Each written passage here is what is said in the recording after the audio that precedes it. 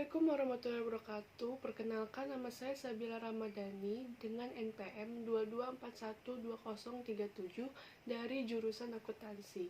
Hari ini saya akan menjelaskan tentang metodologi pengembangan sistem.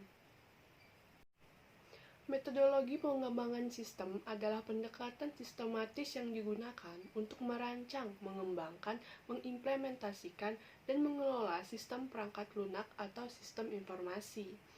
Tujuan utamanya adalah untuk memastikan bahwa sistem yang dibangun memenuhi kebutuhan penggunaan, berfungsi dengan baik, dan dapat dikelola dengan efisien.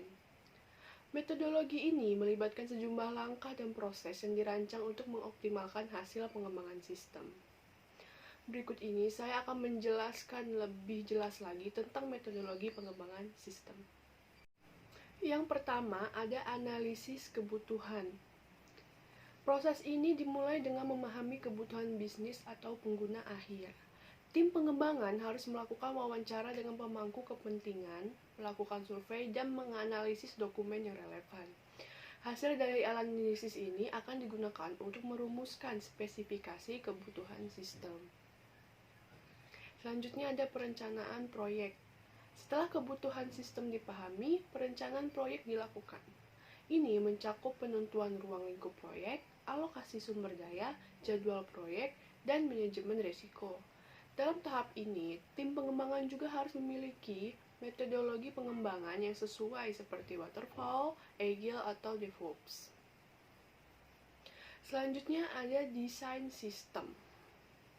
Desain sistem melibatkan merancang arsitektur sistem, struktur database, antarmuka pengguna, dan komponen perangkat lunak lainnya. Tujuan dari tahap ini adalah untuk menciptakan pandangan tingkat tinggi tentang bagaimana sistem akan bekerja. Selanjutnya ada pengembangan perangkat lunak. Proses pengembangan perangkat lunak melibatkan penulisan kode, pengujian unit, dan integrasi komponen.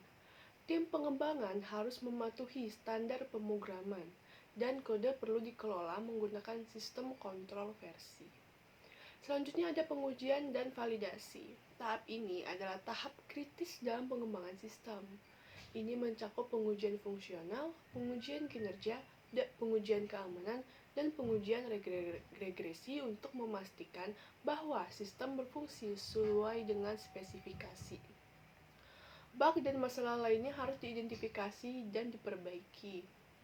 Selanjutnya ada implementasi dan peluncuran. Setelah sistem dianggap siap, tahap implementasi dan peluncuran dilakukan. Ini mencakup migrasi data, pelatihan penggunaan, dan penjadwalan peluncuran sistem. Sistem kemudian akan diberikan kepada pengguna akhir. Selanjutnya ada pemeliharaan dan dukungan. Setelah peluncuran, sistem memerlukan pemeliharaan terus-menerus. Ini melibatkan perbaikan bug, peningkatan fitur, dan penanganan perubahan kebutuhan bisnis. Selain itu, tim dukungan harus tersedia untuk membantu pengguna dan mengatasi masalah yang muncul. Selanjutnya ada evaluasi dan perbaikan. Selama masa operasional, sistem harus dievaluasi secara teratur untuk memastikan bahwa ia terus memenuhi kebutuhan dan tujuan bisnis. Dalam beberapa kasus, sistem mungkin perlu diperbarui atau direvisi untuk menjawab perubahan kebutuhan atau teknologi.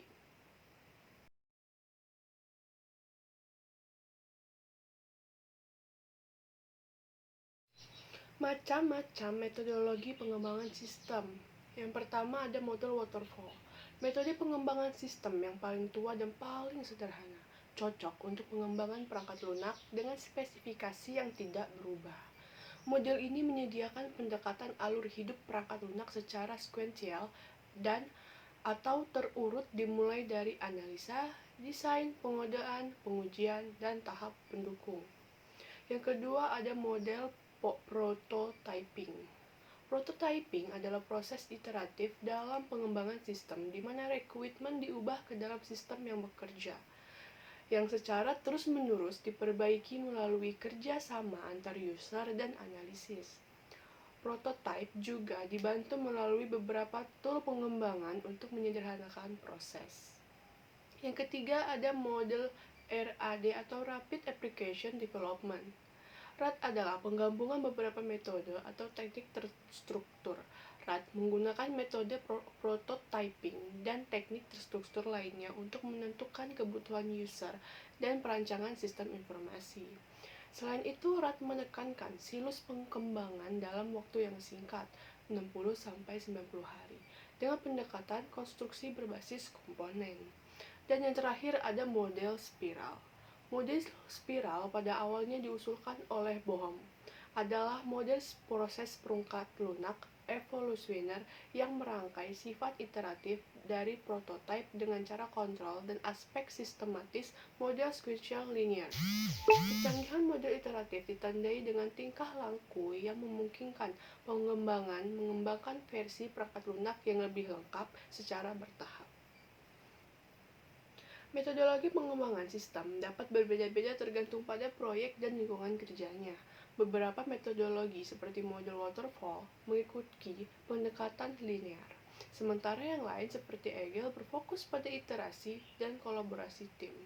Pemilihan metodologi harus didasarkan pada karakteristik proyek, sumber daya yang tersedia, dan kebutuhan bisnis. Dengan mengikuti metodologi yang sesuai, organisasi dapat meningkatkan efisiensi dan kualitas pengembangan sistem mereka. Sekian penjelasan dari saya mengenai metodologi pengembangan sistem. Kurang lebihnya saya mohon maaf. Wabillahi taufiq wal hidayah. Wassalamualaikum warahmatullahi wabarakatuh.